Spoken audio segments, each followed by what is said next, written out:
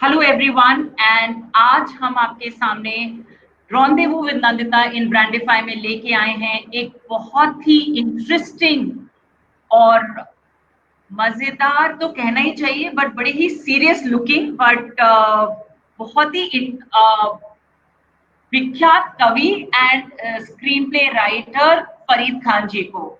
फरीद जी के बारे में मैं कुछ ज्यादा नहीं कहूंगी क्योंकि मैं चाहती हूँ ये अपने आप को खुद इंट्रोड्यूस करें और जब ये इंट्रोड्यूस करेंगे उसके बाद हम आपको बहुत बहुत सारी बातें इनके बारे में बताएंगे। जो हम पर्सनल ब्रांडिंग की बात करते हैं कि personal branding is all about creating a brand for yourself, identifying who you are and what do you do. जब मैंने फरीद जी का प्रोफाइल पढ़ा तो इनकी स्टोरी सुनी कुछ इनके दोस्तों से, चाहने वालों से, तो मुझे लगा इनसे बेहतर इंसान मुझे अपने एपिसोड के लिए नहीं मिलेगा। तो इस बार ब्रांडिफाई रॉन्डेवू में इंटरेक्शन के लिए मैं लाई हूँ आपके सामने फरीद खान जी को। Welcome to the show Farid ji. बहुत बहुत शुक्रिया नंदिता जी। आपका बहुत बहुत शुक्रिया। Thank you. तो हाँ जी, अपने हाँ, बारे में दर्शकों को कुछ बताएं। देखिए मैं स्क्रीन प्ले राइटर हूँ प्रोफेशनली, मैं डायलॉग राइटर हूँ प्रोफेशनली, स्टोरी राइटर भी हूँ। मैंने टीवी में काम किया है, मैंने फिल्में लिखी हैं जी। और एक फिल्म को पुरस्कार भी मिला है, एक फिल्म अभी फ्लोर पर है। ये सब चल रहा है, लेकिन साथ में मैं हिंदी में कविताएं भी लिखता हूँ और काफ़ी सक्रिय जी। रहा हूँ बहुत सारी पत्रिकाओं में और कई संकलन में मेरी कविताएं छपी हैं। हम्म। तो और हम्म। मैं नाटक भी लिखता हूँ, मैं नाटककार भी हूँ बाय द वे। अच्छा, तो नाटककार भी है। हाँ हाँ, जी। हाँ। तो तो जी, फरीद जी मैं आपसे, हाँ जी बताइए। हाँ। तो दरअसल अ, जब बस आपसे बात हुई तो मेरे मन में एक जी। सवाल थ्रू आउट था कि ये पर्सनल ब्रांडिंग क्या होती है। और ये ये क्योंकि हाँ। हम लोगों मतलब हिंदी फिल्म इंडस्ट्री में तो नहीं होता इस तरह से काम।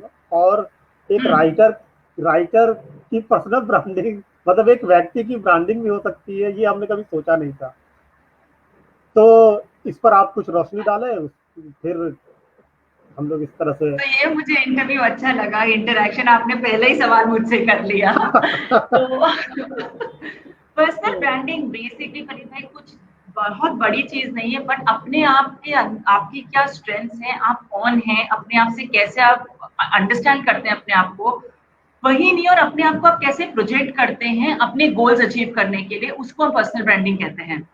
तो अच्छा। जो आप असलियत में हैं, क्या आप वही दूसरों को दिखाते हैं? और वो आपको दिखाना आज की डेट में जरूरी पड़ जाता है क्योंकि कंपटीशन इतना है। आप एक उम्दा राइटर हैं लेकिन हर जगह इतनी अच्छी राइटिंग नहीं करता, बट सोशल मीडिया को लेके और चीजों को लेके, पीआर को लेके हम इतना अपने आप को प्रमोट कर देते हैं कि कई बार जो सही टैलेंट होता है वो बाहर निकल के नहीं आता लोगों का, क्योंकि हम अपने हिचक में और चीजों में रह जाते हैं। तो जब हम ब्रांडिंग की बात करते हैं तो हम आपको प्रोडक्ट की तरह नहीं, एक इंसान को ये मान के चलते हैं कि ही नीड्स टू आइडेंटिफाई कि सच्ची में कौन है और वो अपनी प्रतिभाएं, अपने जो टैलेंट है वो दूसरों को कैसे बताए without appearing on the face, जो कहते हैं वो पर्सनल ब्रांडिंग होती है। राइटर्स में बहुत जरूरी है और आप तो कह रहे बहुत ही उम्दा मिसाल है पर्सनल ब्रांडिंग के।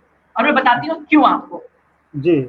सब लोग का नाम उनके माँ बाप देते हैं, फरीद भाई ने अपना नाम खुद अपने आप को दिया। इसके अरे पीछे क्या कहानी है वो सुनिए हमको पहले। तो ब्रांड तो आपने बचपन में ही बना ली थी अपने फरीद भाई। हाँ, ये जानकारी हाँ हालांकि जी। आपको मिल गई, हमारे भी आपका सूत्र रिसर्च। हैं हमारे। हाँ जी, भाई, हमारे आपका भी। रिसर्च बहुत जबरदस्त। असल में क्या हुआ कि हाँ बचपन में मेरा नाम आबिद हैदर खान था। जी। तो, तो उसी बीच मैंने इत्तेफाक से हाँ। शेर शाह सूरी के बारे में मैंने पढ़ा। अ, ओके। उस उस वक्त मैं क्लास 1 में था। शेर शाह सूरी का पहला नाम था हम्म। फरीद फरीद खान। ओके। और ये तो अभी हो ही रहा था कि इत्तेफाक से मालूम हुआ कि एक फरीद बाबा भी हैं, पंजाब में बहुत बड़े सूफी हुए थे। एक जमाने में। जी, तो हाँ, फरीद फरीद ऐसा हुआ कि मैंने कहा कि मैं अपना नाम फरीद रखूंगा, और किसी को ओके, पता नहीं था, और किसी को पता होना चाहिए, इसकी भी जानकारी मुझे नहीं थी। मैं सीधे अपने स्कूल के प्रिंसिपल के पास गया, उनको 1 रुपया दिया मैंने, और मैंने कहा कि मेरा नाम बदल दीजिए, मैं हाँ, मैं अपना नाम फरीद खान रखना चाहता हूँ। तो जी, प्रिंसिपल साहब तो हंसे मुस्कुराए, उन्होंने कहा अच्छा ठीक है, तुम अपने घर वाले को ले आना। जी, तो हम दूसरे दिन लेकर गए। हुँ, तो हमारे मामू गए, और उनको प्रिंसिपल साहब ने कहा कि आपका लड़का भाई नाम बदलना चाहता। तो जी, उन्होंने पूछा क्या नाम, तो बताया है, तो फरीद खान नाम अच्छा था। उन्होंने कहा ठीक है, अगर फरीद खान है तो कोई दिक्कत नहीं है। और इस तरह हाँ। से मेरा नाम आबिद से फरीद खान हो गया। और आज तो आपको लोग फरीद खान के नाम से जानते हैं। सो शेक्सपियर ने हाँ सही कहा था, व्हाट्स इन अ नेम। सही शायद बात है। इसीलिए, या तो आपने शेक्सपियर को पढ़ा होगा या शेक्सपियर को पता होगा, कुछ साल बाद आप जैसे लोग हाँ आएंगे। हाँ, तो शेक्सपियर को यू आर पता स्टिल था। A great poet. हाँ हाँ जी। बिल्कुल बिल्कुल। तो फरीद भाई, आपकी journey from your home town to Mumbai would have been an amazing one. मैं नहीं मैं चाहती हूँ आप। एक चीज और यहाँ बताना चाहूंगा। जब जी, नाम पर बात चल रही है, तो एक नाम और है मेरा, नाम है शिब्बू।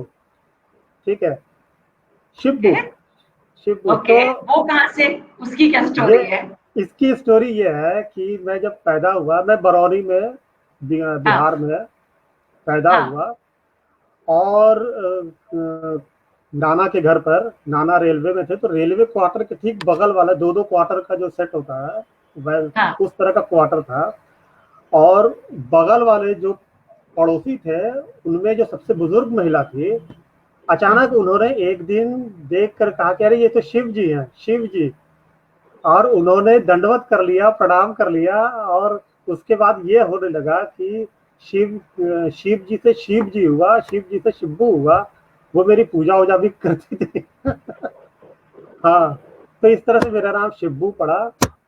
तो ये दो दो नाम की कहानी है मेरी। अब मैं समझी आप कहानियां क्यों लिखने लग गए हैं। आपकी कहा हाँ लाइफ में इतनी सारी कहानियां हैं, तो ऑब्वियसली कहानी लिखना तो मतलब बिल्कुल बट बिल्कुल। ऑब्वियस है। बट उससे पहले मुझे एक बात बताइए, आपने बोला आपका नाम शिबू पड़ा, आपका नाम फरीद आपने खुद रखा। हम्म। आपने कुछ हिंदी के ग्रंथ के ऊपर भी लिखा है। What you written a lot on Hindi, Hindu scriptures. I heard that from people. उसके बारे में कुछ हाँ बताइए, because something very different I heard about. हाँ जी। हाँ, क्या है कि बचपन से मेरे घर का माहौल थोड़ा सांस्कृतिक माहौल रहा है। जी, तो इसको हम लोग हिंदू स्क्रिप्चर, मुस्लिम स्क्रिप्चर की तरह देखते नहीं है, हम लोग इसको अपनी संस्कृति का स्क्रिप्चर मानते हैं। ठीक है। Beautiful thought. तो हाँ, हम लोगों ने रामलीलाएं देखी हैं, रक्षाबंधन पे नाटक किए बचपन में। हर रक्षाबंधन हाँ, पे हमारा जो मोहल्ला था, पत्थर की मस्जिद पटना में, वहां पे हर रक्षाबंधन पे एक नाटक होता था। क्यों रक्षाबंधन पर होता था ये मुझे मालूम नहीं, आज तक मालूम नहीं, किसी को मालूम नहीं।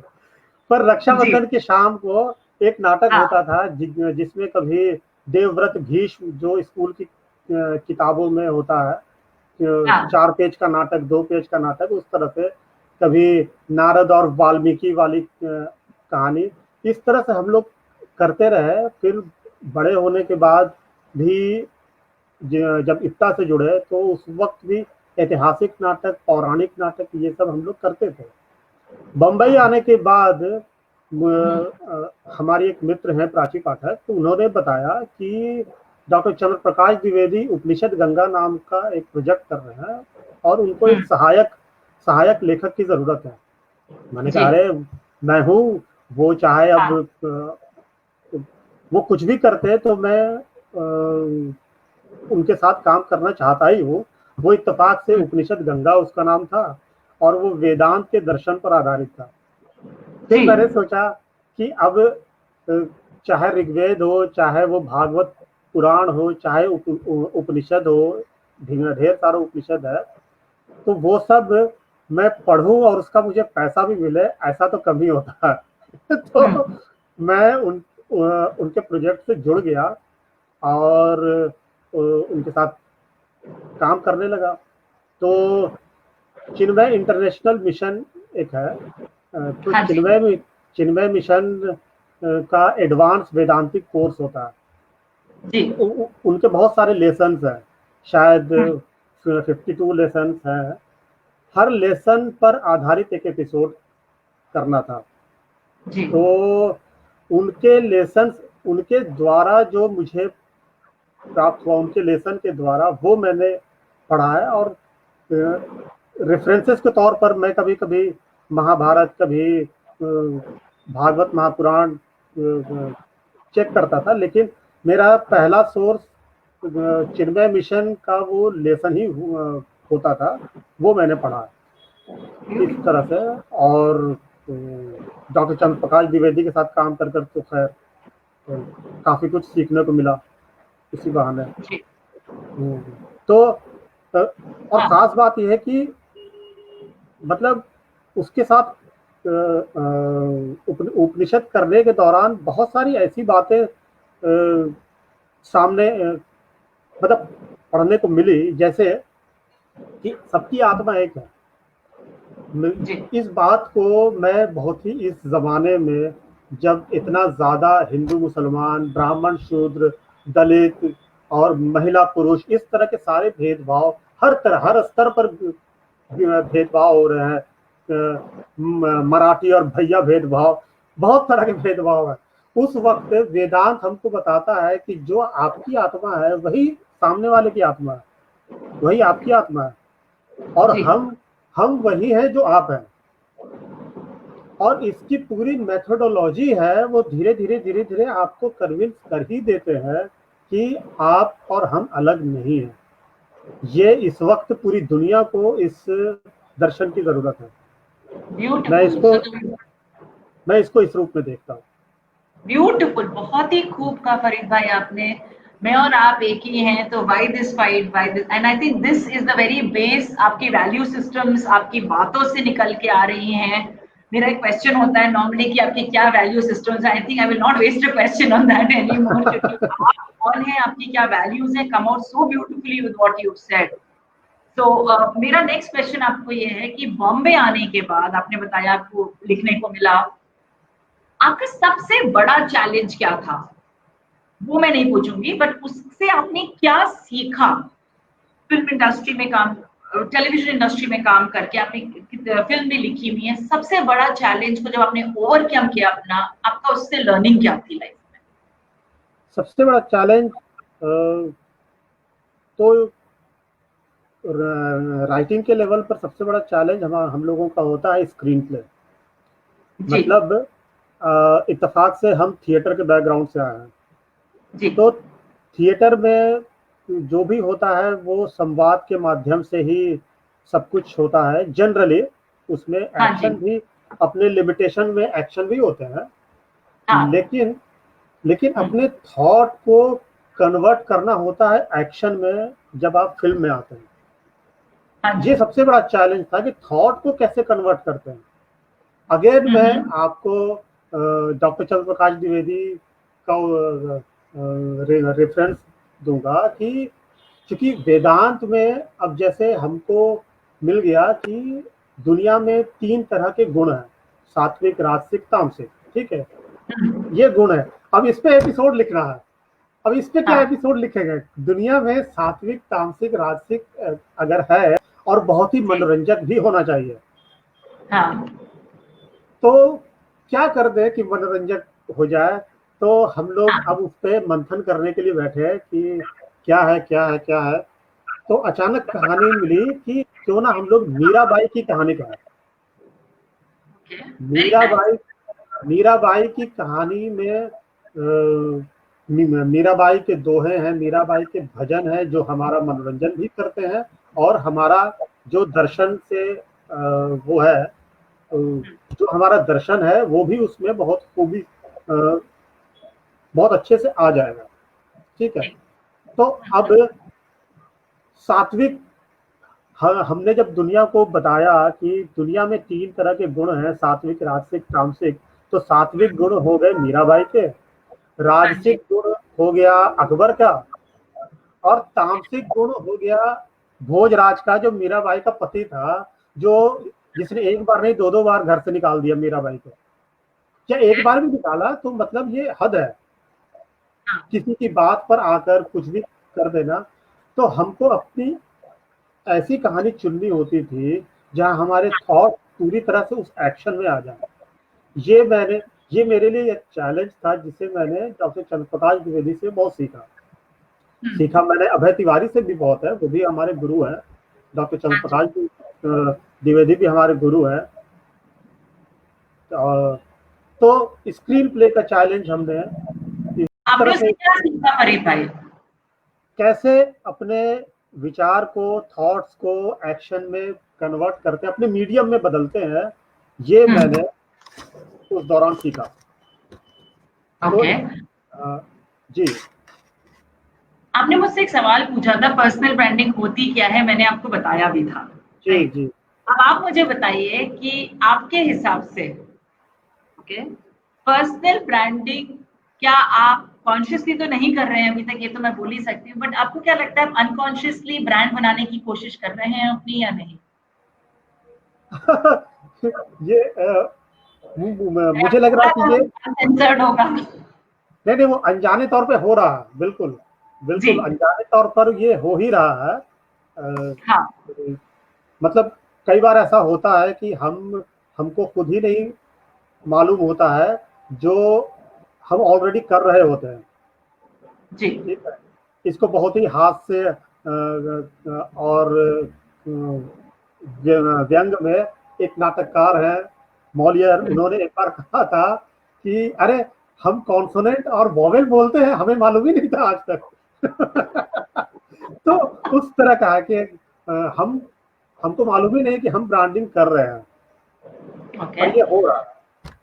ब्यूटीफुल। अब मुझे एक और बात बताइए कि आप एज फरीद खान राइटर भी हैं, आप आप स्क्रिप्ट्स भी लिखते हैं और बहुत उम्दा पोएट भी हैं, और मैं आपका बोलूंगी भी अभी पोएम सुनाने को।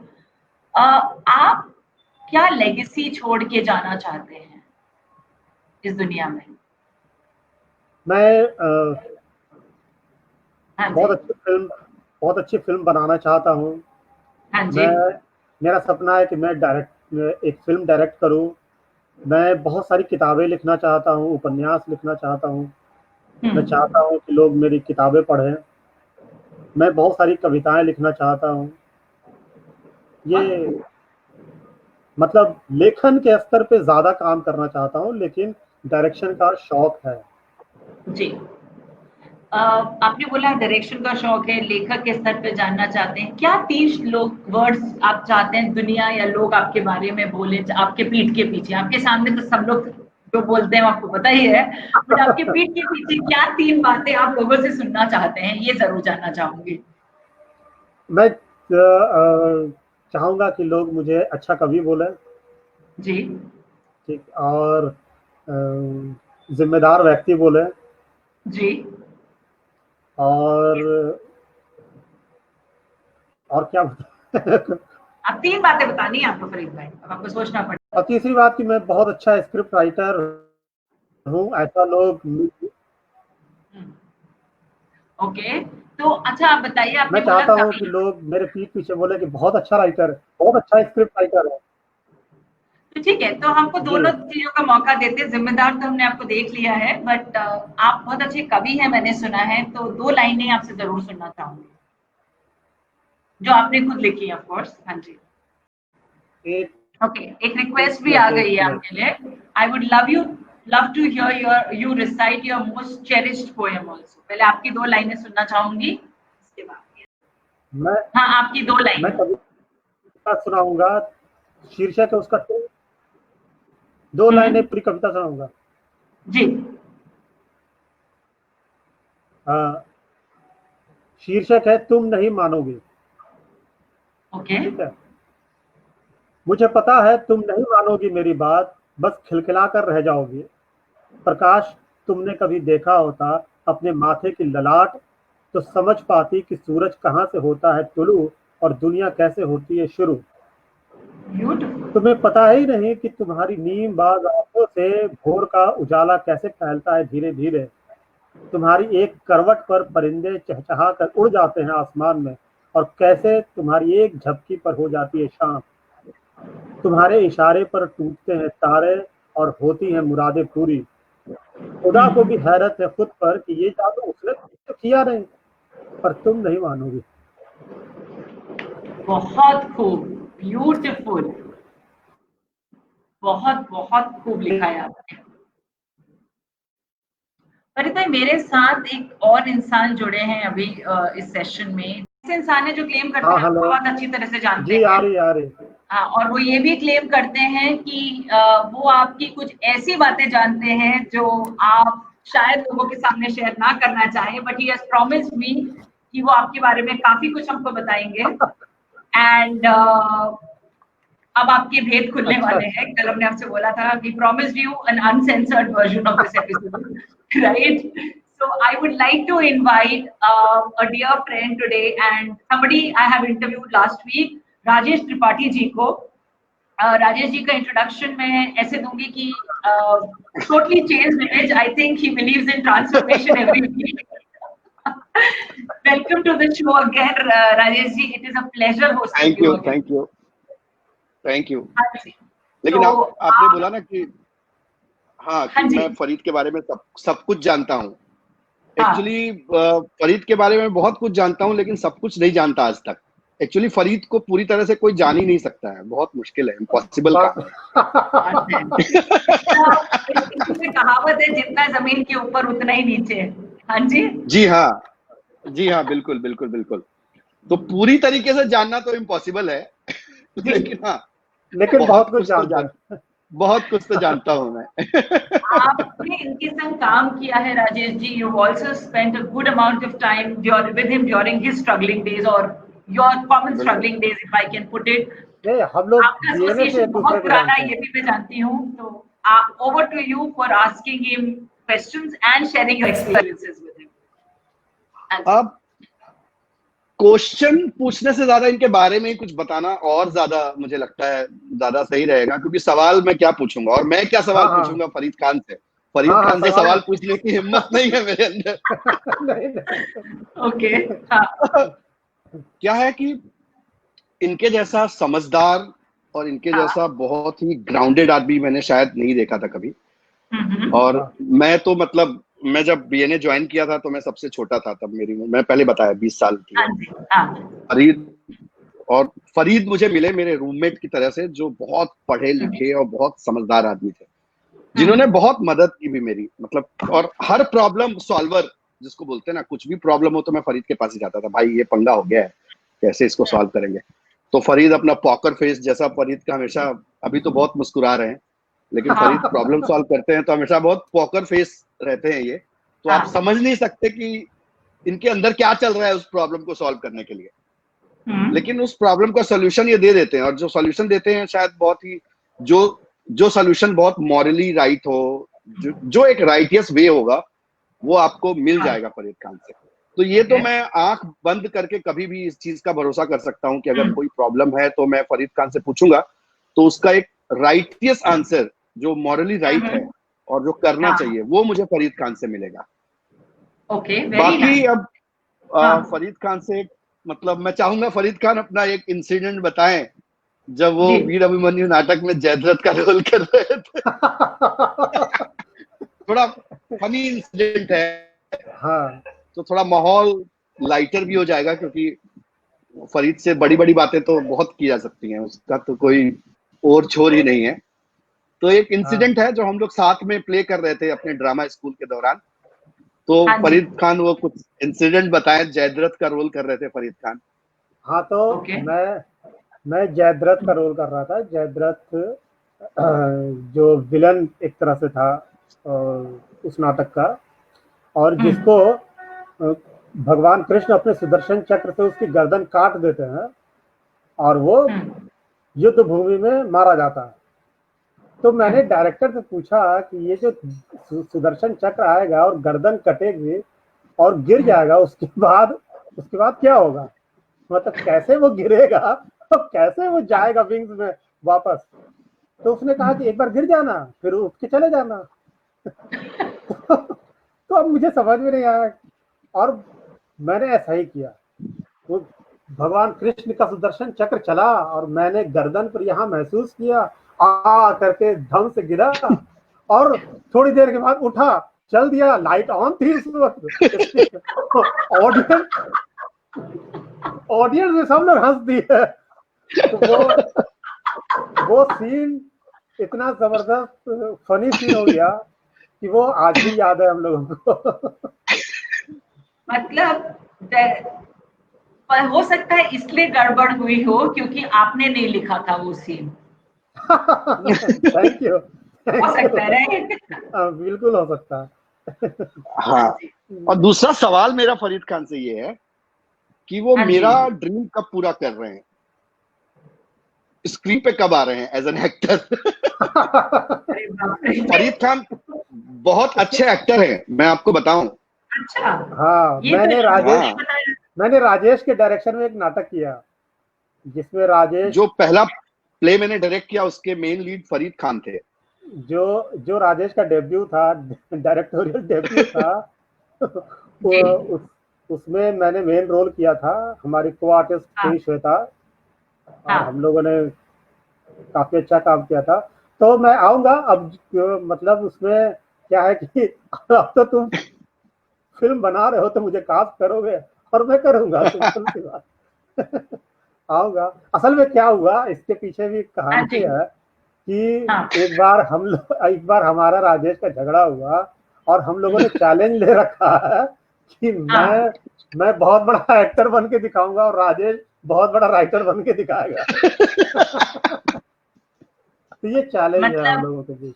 आप लोग कुछ काम छोड़ते दूसरों के लिए हैं या आपस में ही सब कुछ करके यू ऑल हैंडल एवरीथिंग? क्योंकि रीजन क्या है, बीएनए से जब हम आए थे यहाँ पे बॉम्बे, तो फरीद खान राइटर थे और मैं एक्टर था। मैंने राइटिंग तो यहाँ के फरीद खान से सीखी है। फरीद खान, राजीव पांडे, इन लोगों ने मुझे सिखा के राइटर बनाया है। अरे ये तो राजेश की विनम्रता है। नहीं। उसके बाद सावधान इंडिया में इसने हम लोगों को सिखाया है।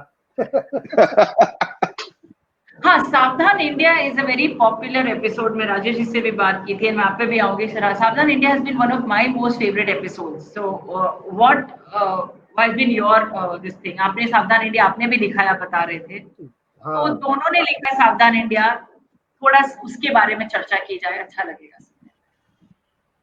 देखिए, सावधान इंडिया एक तो थ्रिलर में हमारी दिलचस्पी थी शुरू से, क्योंकि शतरंज खेलने का शौक बचपन से रहा है। तो कई बार ऐसा भी होता था कि शतरंज खेलने में मैं दोनों तरफ की चालें चलता था खुद ही।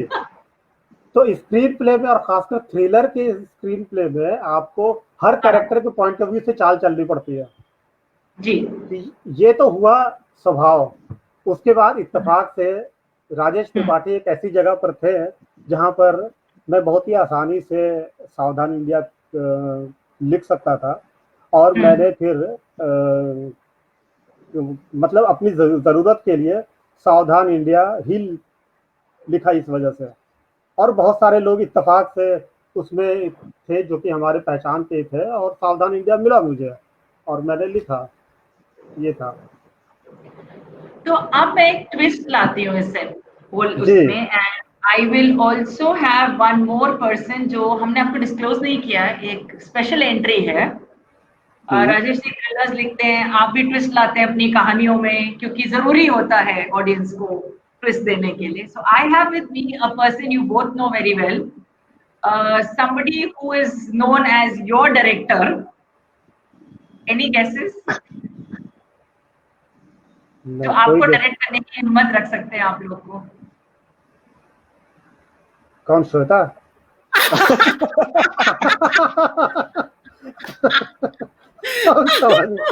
नमस्ते नमस्ते नमस्ते नमस्ते। हाँ जी, श्वेता कर सकती है ना आपको डायरेक्ट क्या करना है। I'll leave the floor open to Shweta to ask 2 questions and share her experience with you. Okay. 2 questions तो बात की बात है, but I would like to share कि मैं फरीदा और राजेश की जूनियर रही हूँ बीएनए में, एंड हाँ, जितने लेकिन लोग जूनियर की तरह कभी रहे नहीं, जूनियर की तरह कभी रहे नहीं। राजेश जी तो अभी भी यही शिकायत करते हैं, मुझे तुमने सीनियर की तरह कभी नहीं बोला। पर मैं एक चीज संबोधित कर सकती हैं। मैं एक चीज बोलना चाहूंगी कि मैं बहुत डिफरेंट बैकग्राउंड से आई थी। मैं हिंदी बेल्ट से नहीं आई थी, मेरी हिंदी इतनी अच्छी नहीं थी। एंड एज अ जूनियर जितने मतलब जो लोग मुझे जानते हैं एकेडमी में, और शायद उसके बाद भी, मैं बहुत बदनाम थी एकेडमी में। मैंने कोई नाम नहीं कमाया, बहुत ज्यादा बदनाम जिसे कहते हैं। पर जितना सीखा, जितना लाइफ की कोचिंग मुझे मिली है, वो is all thanks to Farida. अरे बहुत बहुत शुक्रिया, बहुत बहुत मतलब शुक्रिया। मैं भूल नहीं सकती हूँ, मेरा फर्स्ट ईयर इतना रॉकी था नंदिता जी, इतना रॉकी था। मतलब मैं उनमें से थी जो मेरे को सारे लोग चिढ़ाते थे क्योंकि मैं अंग्रेजी बोलती थी और अंग्रेजी मीडियम में लिखती थी। नहीं, और And- लड़कियों के सिगरेट भी पीती थी, तो मतलब वो हिंदी मीडियम के जो लड़के होते हैं उनके लिए बड़ा स्कैंडलाइजिंग होता है कि अरे सिगरेट भी पी रही है। और मेरी ना मतलब कोई खैर इज्जत तो थी ही नहीं, वो मैं कहना भी नहीं चाह रही हूँ। नहीं, इज्जत बहुत थी, ऐसा नहीं है। नहीं, पर जो भी कोई बात हुई, कभी कोई गड़बड़ हुई, फर्स्ट ईयर में मैंने बहुत गलतियां करी। मेरे पास राजेश जी थे और फरीदा थे जिनके पास मैं जाती थी, जिन्होंने मुझे एक्चुअली सिखाया। और वो लेसन मैं फरीदा से अभी 3-4 दिन पहले भी फोन पे बात करी थी, और मैंने कहा मैं भूल नहीं सकती हूँ जो मैंने सीखा, क्योंकि मैं आज भी वो अप्लाई कर रही हूँ। इसीलिए मेरा सेकंड ईयर बहुत अच्छा गया। सेकंड ईयर में वो नहीं, लेकिन सीखा तो हमने भी फरीद, क्यों? हाँ, हमने भी बहुत सीखा। हमने भी श्वेता से बहुत सीखा। वो नहीं मुझे मालूम, पर मोस्ट अमेजिंग पर्सन जो आपकी सुनता है, I think as a writer आप जब सुनते हैं, एब्जॉर्ब करते हैं एंड ऑब्जर्व करते हैं, दोनों चीजें। राजेश में एनर्जी ऐसे करके बाहर आती थी, ठीक है, he was still a doer. But Farida थे जो एक कृष्ण की तरह शांत, मतलब I am just giving an example. जो उनसे मैंने सीखा है, मैं उनको हाथ जोड़ के थैंक यू भी बोलूंगी तो कम होगा लाइफ के लिए। No seriously. तो क्वेश्चन मुझे एक चीज ये पूछना है, क्या बचपन से इतने मतलब ऐसे थे, या मतलब कुछ खा के ऐसा पैदा किया था अम्मी ने कि आपके में इतनी विजडम कैसे थी? जलन होती है? पता नहीं क्यों ऐसा हुआ कि बचपन से ही जब मैं क्लास में बैठा रहता था तो मुझे टीचर की बातें भी बचकानी लगती थी। मतलब ये अजीब सी बात है। मुझे लगता था कि ये क्या पढ़ा रहा है, ये तो मैं पहले से पढ़ चुका हूँ, ऐसा मुझे लगता रहा है। ऐसा होता नहीं था, पर ऐसा एक तरह का वो होगा, मतलब ये एक तरह का अवगुण है कि जो कुछ भी कोई बोलता है तो मुझे उसमें कुछ एक्साइटमेंट होता नहीं है, लगता है कि हाँ ये तो मैं जानता हूँ। तो ये एक्साइटमेंट होता भी है तो नजर नहीं आता है। Thank you Rajesh ji. Excitement होता है तो नजर नहीं आता। और नंदिता, अमेजिंग बात, अगर ये जो बोल रहे हैं ना कि मुझे लगता है कि मैं जानता हूं, ये कभी जाहिर नहीं किया, नहीं तो लोग जाहिर करते हैं। अरे मुझे तो पता है फरीदा ने अपने आप को ब्रांड कैसे बनाया। आज ही is a brand, Rajesh ji is a brand, ठीक है। वो फरीदा ने कभी जाहिर नहीं होने दिया। अभी जो आप ये फेस देख रही है ना, अभी जो फेस, पोकर फेस, जिसमें आपको कुछ अंदर क्या चल रहा है समझ में नहीं आएगा, बस यही इनका स्थायी भाव है। बहुत खूबसूरत इंसान है, बहुत जबरदस्त इंसान है। 20 साल हो गए अकादमी से, 19 साल हो गए अकादमी से निकले हुए। जो लर्निंग फरीदा और राजेश की रही है, राजेश के साथ रही है, वो मैं कभी भूल नहीं सकती। They are the best days of my life. बहुत बहुत शुक्रिया, बहुत बहुत शुक्रिया। Thank you for sharing this. हम यही कहते हैं, ब्रांड वो होती है जो लोग आपके बारे में कहते हैं। Personal branding is what people talk about. आपने मुझसे एक सवाल पूछा था, तो honestly Shweta was not a part of this episode. I texted her while we were there. I said please come in immediately because I really wanted to bring the brand Fareed out for people. क्योंकि मैंने ये भी सुना था लोगों से कि आप बोलते बहुत कम है, आप पोकर फेस रहते हैं, तो मैंने बहुत सुना था सभी से। तो मैंने बोला कि व्हाट इज ब्रांड फरीद, इसीलिए मैं श्वेता को बुलाया। Thank you Shweta so much for coming and adding so much value to this. Thank you, Farida. All the best. All the best, Thank you, Rajesh. Shweta. Thank you Shweta. अच्छा, जाते जाते एक सवाल मैं पूछना चाहता हूँ। हाँ जी, अभी आपको वापस बुलाऊंगी मैं। आपके एक और साथी हैं जो थोड़ा लेट हो गए, उनका मैसेज आ रहा है। अच्छा। तो उसके साथ आपको इनके बारे में बात करने का मौका दूंगी। I just get another person in. आपको मैं थोड़ी देर के लिए बैकग्राउंड में डाल रही हूँ राजेश जी। उसके बाद I will call you back. पहले एक सावधान इंडिया पे सवाल है, उसके बाद I will call another guest of mine. सावधान इंडिया के सारे एपिसोड्स हम सुनते हैं ट्रू स्टोरीज हैं, राइट? क्या कुछ स्टोरीज ऐसी होती हैं जो ऑडियंस को कॉशन करने के लिए, उनको सावधान करने के लिए बनाई जाती हैं? सारी ट्रू स्टोरीज पर होती है? सारी की सारी ट्रू स्टोरी पर होती है, ये सच है। तो अब क्या होता है कि हम लोग न्यूज जो आइटम होता है, जो भी न्यूज है उसके आधार पर कहानी बनाते हैं। तो न्यूज में स्क्रीन प्ले तो लिखा नहीं होता, ठीक है? न्यूज में इतना लिखा होता है, मान लीजिए कि सास ने बहू को थप्पड़ मारा और बहू ने जाकर शिकायत कर दी और सास गिरफ्तार हो गई, इतनी सी बात है।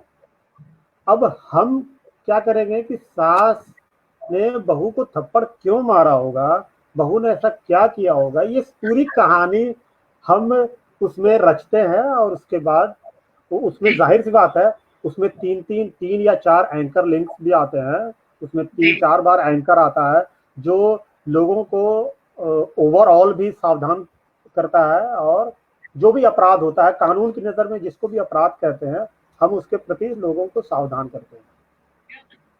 Thank you so much for that inside story. आपको जब नेक्स्ट जिनको बुला रही हूँ वो भी एक राइटर है और फरीद जी के वर्ड्स में वो उनकी गुरु रह चुकी हैं। ये गुरु शिष्य का क्या रिलेशनशिप है और गुरु को अपने शिष्य के बारे में क्या कहना है? I would like to invite Richa Singh Gautam ji. She has been somebody Farid ji बहुत holds in very high esteem. So Richa ji, just 2 lines about what do you do and what is your relationship with Farid ji? नमस्कार ऋचा जी। नमस्ते बाबा, कैसे हैं? मैं फरीद को बाबा बोलती हूँ क्योंकि जैसे राजेश बता रहे थे कि वो काफी ज्ञानी हैं लेकिन अपना ज्ञान दिखाते नहीं हैं। तो मैं हाँ फरीद को बाबा बोलती हूँ। और जैसे आपने कहा गुरु शिष्य परंपरा रही है तो सिर्फ फरीद कहना गलत होगा, तो मैं इन्हें सिर्फ बाबा बोलती हूँ। बाबा जी नहीं बोलती हूँ, प्लीज गलत मत समझिएगा। हाँ, ये बाबा है ऋचा मेरे लिए। जी मैंने तो सुना था नहीं आई थिंक नहीं, बट देखिए नंदिता, आपने एक बहुत, हो सकता है फरीद ने कुछ और कहा हो, बट आपने एकदम सही बात कही। मैंने राइटिंग में नया कदम रखा था, तो बाबा से मैंने बहुत कुछ सीखने को बहुत कुछ सीखा मैंने, क्योंकि हमने बहुत क्लोजली काम किया और हमने शोज डेवलप किए। हमने शोज मतलब और हमने एक रीजनल शो किया, मैं उसके ऊपर बाद में आऊंगी। और हम लोग जब हमने शो की शुरुआत की थी वो शो कहीं नहीं था और धीरे धीरे पहले स्टोरी कोई और लिख रहा था, स्क्रीन प्ले कोई और लिख रहा था और डायलॉग कोई और लिख रहा था। बाद में हम दोनों ने मिलकर के वो शो काफी लंबे अरसे तक चलाया, इतना लंबा अरसा पे चलाया कि एक टाइम के बाद जब चैनल बंद हुआ तब वो शो ऑफ एयर हुआ। नहीं तो आई थिंक वो शायद बाकी शोज कभी कम से कम रीजनल उसमें बाबा आज तक चला ही रहे होते, बाबा लिख ही रहे होते वो उसका स्टोरी, स्क्रीन प्ले, डायलॉग।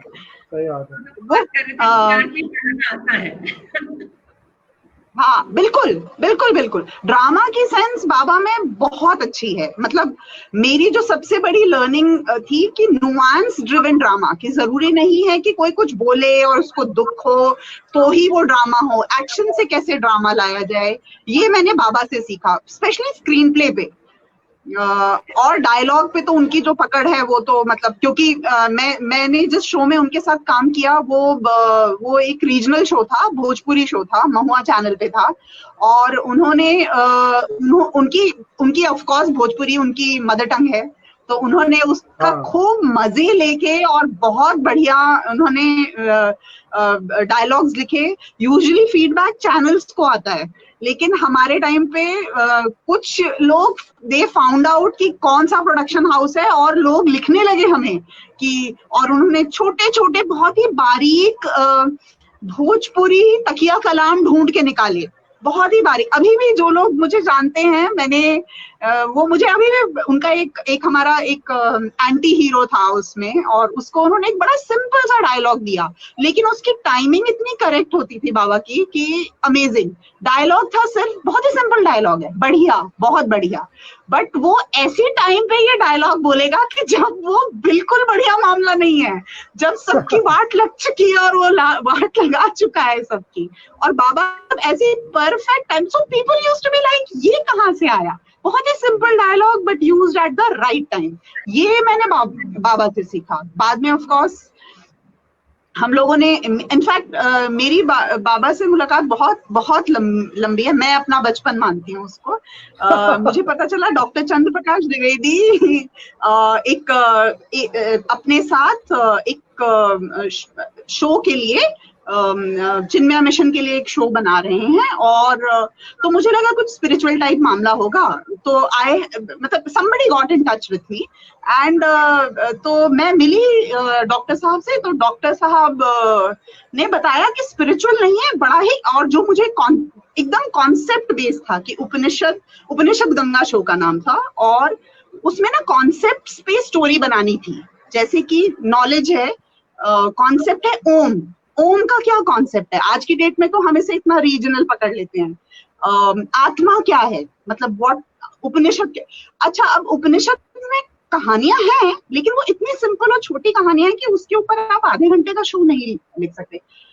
बाबा डॉक्टर साहब से मिले, डॉक्टर चंद्र प्रकाश द्विवेदी भी बाबा के फैन हो गए, हम लोग तो थे ही, और बाबा ने बहुत सारे एपिसोड्स लिखे उपनिषद गंगा के, और बड़े ही कॉम्प्लिकेटेड, जैसे कॉन्सेप्ट सुनिए आपकी, ओम का मतलब क्या है, इट्स नॉट जस्ट, और अच्छा ओम का मतलब ये नहीं है कि अब ज्ञान शुरू हो गया कि हाँ ओम का ये है वो है, नहीं, उसको एक कहानी के रूप में उस कॉन्सेप्ट का मतलब समझाना, वो बाबा ने इतना ब्यूटीफुली क्रैक किया।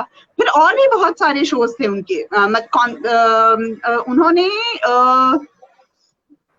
उन्होंने एक, मुझे याद है, आत्मा के ऊपर बहुत अच्छा एपिसोड लिखा था, और बहुत ही मतलब अगेन कॉम्प्लिकेटेड कॉन्सेप्ट, बट उसको स्टोरी फॉर्म में कह के, और मुझे आज भी याद है डीवीडी का अनाउंसमेंट था, डीवीडी की लॉन्च थी, और बाबा को स्टेज पे बुलाया गया, तो बाबा तो मैं कहती हूँ चिन्मया मिशन के बहुत बड़े ऑडिटोरियम में, जहाँ सब मतलब संत महात्मा और जो उनके फॉलोअर्स हैं वो बैठे हैं, और हम लोग भी, हमें भी इनविटेशन था, तो मिस्टर फरीद खान को बुलाया गया, और मुझे आज तक याद है बाबा ने जो वहां स्पीच दी थी, स्टैंडिंग ओवेशन मिला था, क्योंकि उन्होंने बताया कि वैदिक ज्ञान का उनकी लाइफ में इम्पैक्ट बहुत जबरदस्त हुआ है, और उन्होंने बताया कैसे उनको अद्वैत का ज्ञान हुआ और कैसे उन्हें पता चला। इस पे मैं चाहूंगी बाबा एक्चुअली बोलें, क्योंकि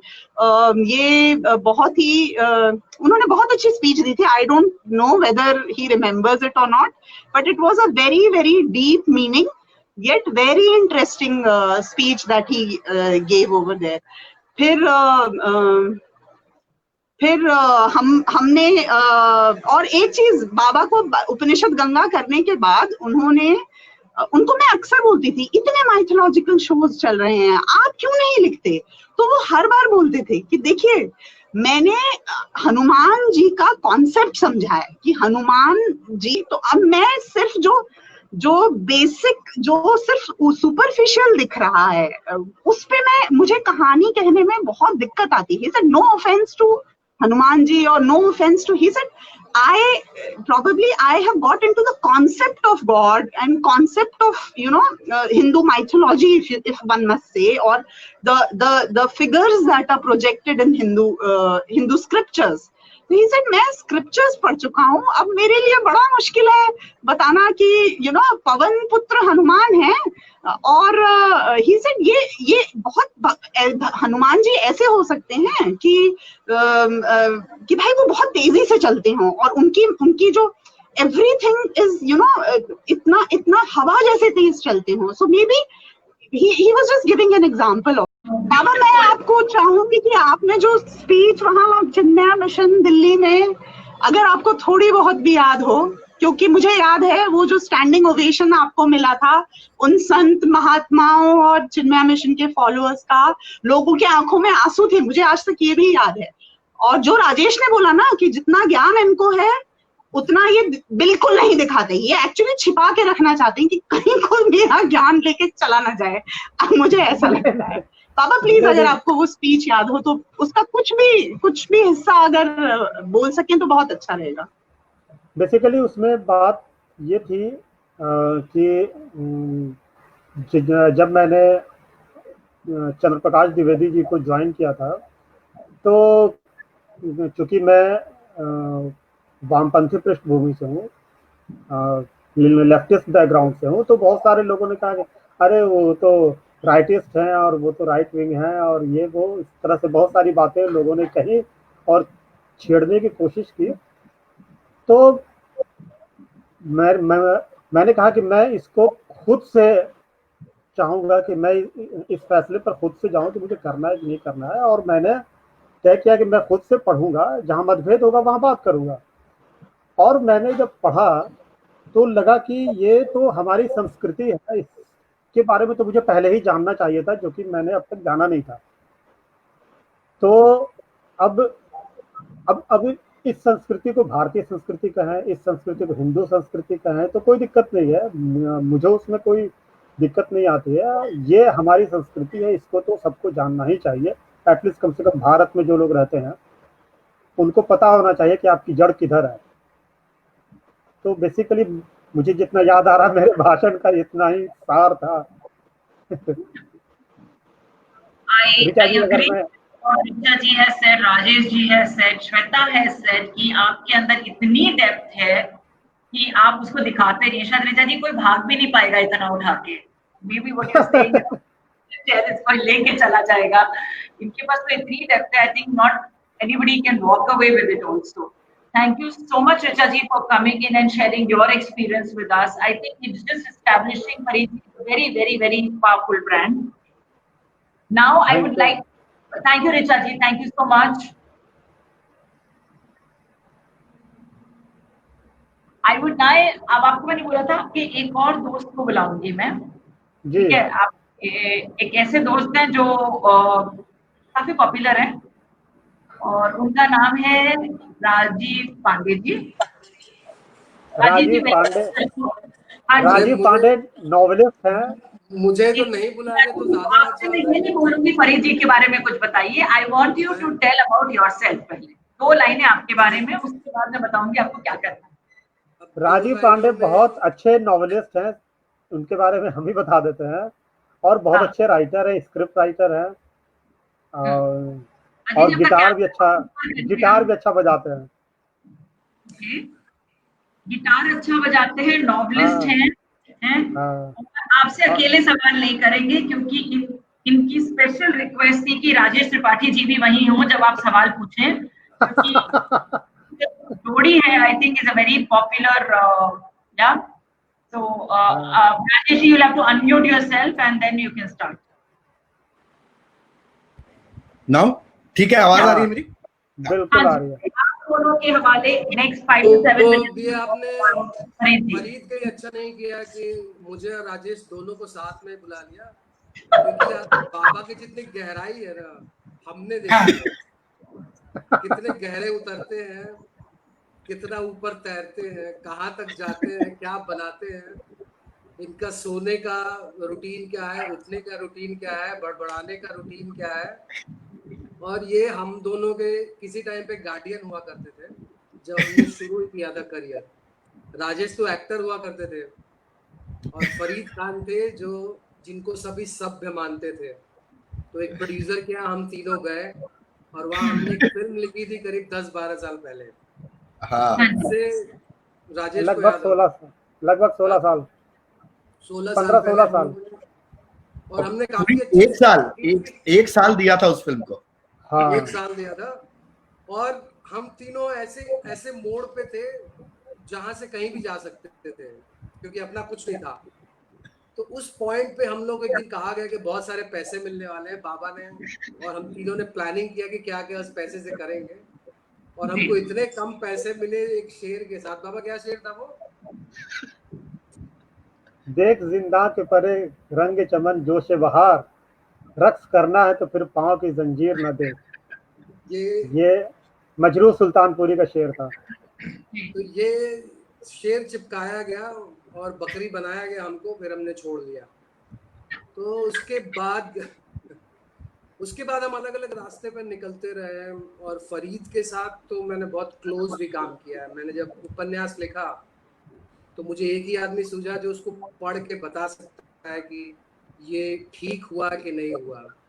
और इसने जब गो अहेड दिया तभी मैंने आगे पब्लिशर को भी भेजा, जो स्टोरी टेल पे पब्लिश हुआ। और उसके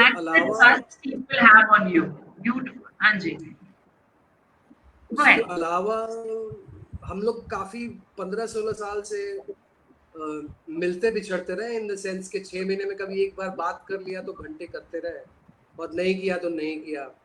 पर हम लोगों ने कभी, मेरे और फरीद में ऐसा रिश्ता रहा है, कभी भी फरीद मुझे फोन उठा के कह सकता है कि मैंने ये आइडिया सोचा है, तुम क्या सोचते हो। और कभी भी मैं फरीद को फोन करके, क्योंकि हम काफी कॉम्पिटिटिव वर्ल्ड में एग्जिस्ट करते हैं। और एक तरीके से देखे, ये राजेश तो क्रॉसओवर कर गया था, दूसरे साइड पे चैनल में हुआ करता था और हम दोनों को जज किया करता था वहां से।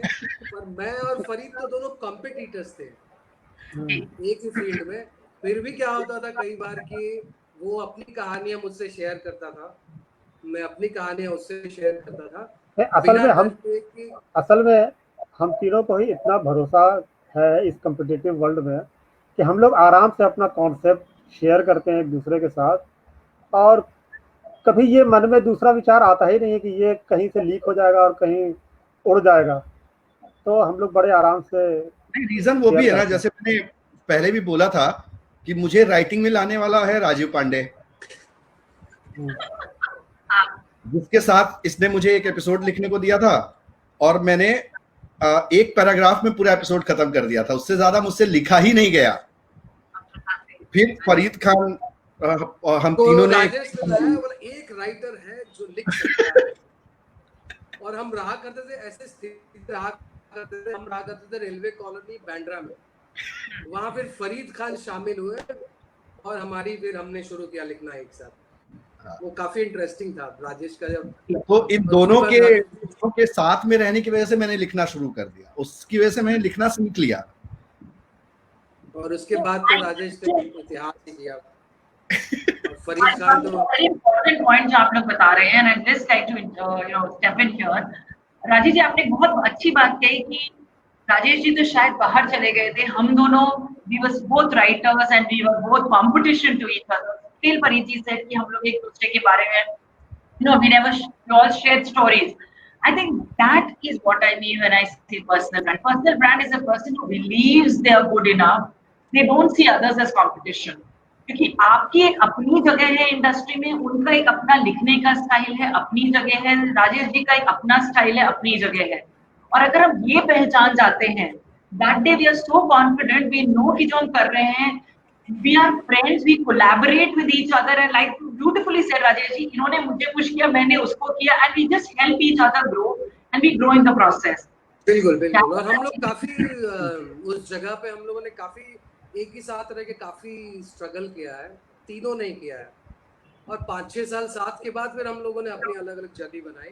लेकिन कई बार क्या होता था ना, जिस फील्ड में हम कम्पीट करते थे और मेरे पास टाइम अगर नहीं होता था तो मैं फरीद से लिखवा लेता था उसके डायलॉग, और किसी को पता भी नहीं चलता था कि फरीद ने, जो कि खुद एक बड़ा राइटर हुआ, जो मेन राइटर हुआ करता था सेम शो का, जहां राजेश उसके करता धरता हुआ करते थे चैनल से, वहां फरीद मेरा कंपटीशन में था, मेरे एपिसोड वो भी लिख देता था। और हमारे अंदर इतने इतने और हमारे एपिसोड राजीव भी लिख देता था, ऐसा भी होता था। हाँ, कोऑर्डिनेशन हमारा इतना, हम लोगों ने कभी एक दूसरे को थ्रेट नहीं माना, हम लोगों ने कभी एक दूसरे के जर्नीज में हमेशा एक दूसरे को अपलॉड किया। और इसने काफी अच्छी एक मूवी लिखी थी जो मुझे नहीं समझ में आई, पर मामी में स्टैंडिंग ओवेशन मिला, तो मुझे लगा कि काफी गहरी फिल्म है वो गधों को लेके फिल्म थी, पाइट पाइपर, और वो अमेजिंग फिल्म थी। बाद में मुझे मतलब ज्ञानी लोगों ने समझाया, मैंने समझा कि वो क्या फिल्म थी, राजेश को भी याद होगा। तो इन्होंने ना बहुत जगह, क्या कहूँ मैं, मतलब ओमनी प्रेजेंट है, हर जगह पहुंच जाते हैं शेर। अब एक और बताइए, ये इनसे मैंने सीखा कि भैया हिंदू मुस्लिम होता नहीं है। मैं राजेश दोनों ब्राह्मण, लोग जहाँ से आते हैं वहाँ ज्यादा लेफ्ट राइट हिंदू मुस्लिम होता है। ये हमारे बीच में हुआ करते थे मुस्लिम। पर इनकी कविता आप कभी महादेव सुनिए, इनकी जो कविताएं हैं उसमें काफी स्पिरिचुअलिज्म है। मतलब फरीद तो इनका जब किसी ने नाम, मतलब घर वालों ने सोचा होगा तो पता नहीं क्या सोचा होगा, इनमें वो डेप्थ है। मतलब मैं और राजेश तो इनकी टांग खींच के निकल जाते थे, और ये सोच के भी चुप होके रह जाते थे कि चलो भाई जान दो। काफी इनका कविता महादेव है, वो आपको सुनना चाहिए। Farid, we will ask him. Rajesh ji, आप कुछ कह रहे थे, एक लास्ट क्वेश्चन आपने बोला था, we are running out of time, so I just want you to ask your last question before we go in for a very interesting round with Farid bhai. मैं ये समझना चाहता, फरीद खान ने ना राइटिंग के हर विधा को, जो बोलते हैं ना, हर विधा, हर जॉनर को टच किया है, जो मुझे दिखता है पीछे से। मतलब एक स्पिरिचुअल शो से लेके एक फिल्म, देन एक थ्रिलर, उससे पहले डेली शो, फैमिली ड्रामा जो रिचा भी बता रही थी अभी आपको, उससे पहले भी ऐसे शोज। अब मुझे ऐसा दिखता है फरीद के अंदर ना कॉमेडी लिखने का भी बहुत अच्छा वो है। मतलब एक होता है ना, हर सब में नहीं होता है, किसी किसी में होता है। जैसे मेरे अंदर वो नहीं है कॉमेडी लिखने का। कई लोग मुझे बोलते हैं कॉमेडी लिखने का, मैंने कहा मैं नहीं लिख सकता कॉमेडी, लेकिन फरीद के अंदर मुझे लगता है। तो मैं जानना चाहता हूँ फरीद कभी कॉमेडी लिखेंगे? मैं अग्री करूंगा राजेश से, क्योंकि राजेश ने ज्यादा क्लोजली देखा। जब राजेश चैनल में हुआ करता था और जब क्राइम शो हेड करता था, तो फरीद बहुत सारा आके सुनाता था, उसमें बहुत सारे एलिमेंट्स होते थे। राजेश ने फरीद को बहुत क्लोजली देखा है, हर एस्पेक्ट से देखा है। और इसलिए राजेश अगर कह रहा है कॉमेडी, फरीद की ऐसी कॉमेडी है कि आपको ऐसे देख के कुछ बोल के चला जाए और 2 दिन बाद आपको समझ आए तो आप हंस दें। तो आपको क्योंकि फरीद जो कॉमेडी लिखेगा ना, फरीद जो लिखेंगे ये कॉमेडी ना, वो शायद कुछ अलग होगा, वो अलग होगा। तो मैं चाहता हूँ कॉमेडी मैं लिखना चाहता हूँ, और मैं लिखता भी हूँ।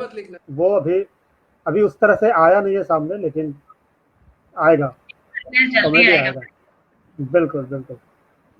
Thank you, Rajesh ji. I will put you in the background for now because I'm getting a lot of questions, and I'll ask that, and we will connect back to you. Thank you so much for coming on the show. It was a pleasure having both of you. Thank you. Okay. Okay. I have a question. Concept collaboration is a concept now being discussed among competitive corporate competitors as a value-enhancing concept. I see glimpses of that, and it has the potential to create super value. I think Joginder sir ने बिल्कुल सही कहा, and I think आप लोग जो ये बात कर रहे हैं collaboration की, it talks about the strong roots that you have. मेरे हिसाब से जो मैं ब्रांडिंग में बात करती हूँ, मैं हमेशा सबसे पहला स्टेटमेंट ये कहती हूँ कि when you are a brand, your competition ceases to exist, और लोगों को वो बात समझ में नहीं आती है।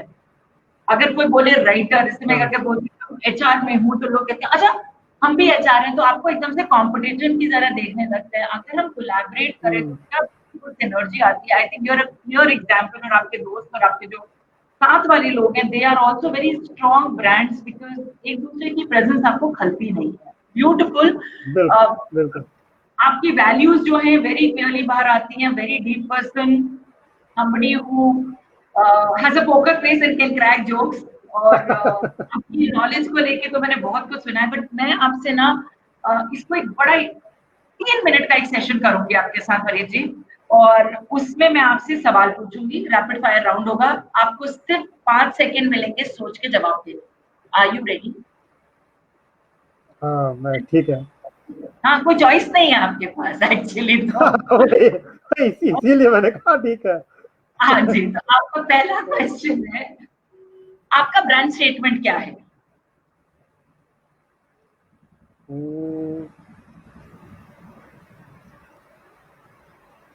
30 सेकेंड ओवर।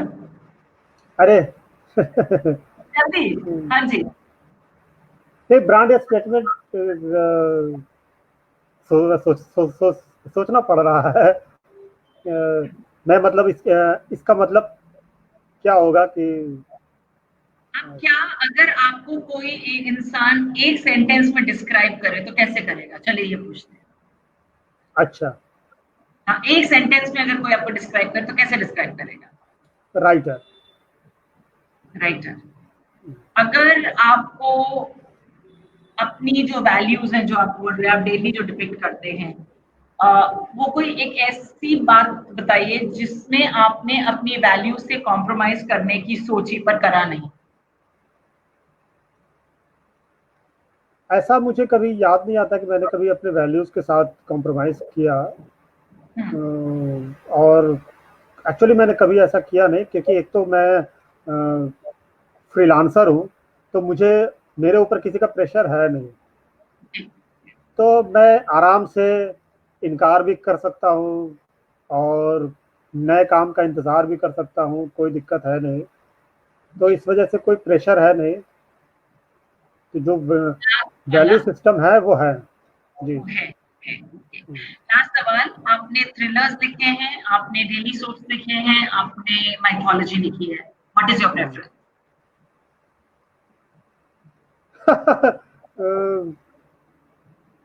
मेरे प्रेफरेंस तो एक्चुअली सभी है। ये रैपिड फायर है, आप पॉलिटिकली करेक्ट आंसर नहीं दे सकते हैं, अलाउड नहीं है। अच्छा, थ्रिलर। थ्रिलर हाँ, थ्रिलर थ्रिलर मेरा। Okay. Before we end the show, I have a request from a couple of people. Mahadev की 2 लाइनें सुनाइए please, and then we Mahadev Mahadev एक मिनट। अगर available, it just came as an ad hoc request.